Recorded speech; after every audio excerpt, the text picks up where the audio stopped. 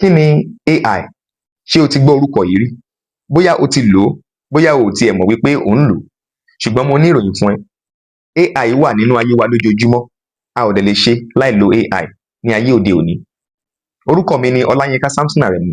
Mo jẹ́ akẹ́kọ̀ọ́, olùkọ́ àti akéwì. Mo nífẹ̀ẹ́ sí ẹ̀dá ènìyàn púpọ̀, ìmọ̀ àti àṣà wa gẹ́gẹ́ bí ọmọ Yorùbá. Mo dá ìkànnì yìí sílẹ̀ kí a lè kọ́ nípa AI ní èdè Yorùbá lójú ìran Yorùbá. AI túmọ̀ sí Artificial Intelligence, àgbélẹ̀rọ ìmọ̀ AI. Ìmọ̀ ọpọlọ tí ènìyàn dá sí inú kọ̀ǹpútà.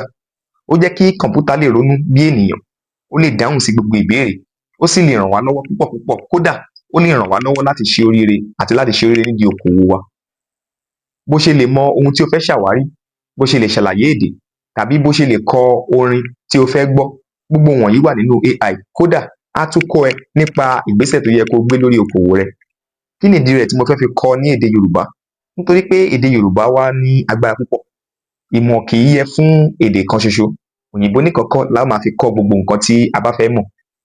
Bí a ṣe lè fi AI ràn wá lọ́wọ́ nípa àwọn ọ̀rọ̀ tó ṣe kedere, yóò rọrùn fún gbogbo wa láti mọ̀, láti lò, ó sì wúlò fún ìlọsíwájú gbogbo wa. Pàápàá nítorí àwọn tí wọ́n ti ń lò ó láti fi ṣe ìjàmbá fún àwọn ènìyàn nípa jíjà wọ́n lólè lórí ẹ̀rọ alátagbà. Nítorí náà, tẹ̀lé mi lórí ìkànnì yìí. Má jẹ́ kí èdè Yorùbá jẹ́ kòtò tó yà ọ́ kúrò ní ọjọ́ iwájú, àbí tí ó ṣe ìdíwọ́ fún ẹ lórí ìlọsíwájú rẹ. Ẹ̀kọ́ yìí jẹ́ ti gbogbo wa. Àìmọ̀ ó tún burú ju ìmọ̀ lọ. Torí tí o ò bá mọ̀, àwọn tí ó mọ̀ wọ́n á máa lò ó láti fi rẹ́ ẹ jẹ. Nítorí ìdí èyí, tẹ̀lé mi ká lọ. Orúkọ mi ni Àrẹ̀mú. Màá máa rí yín bá.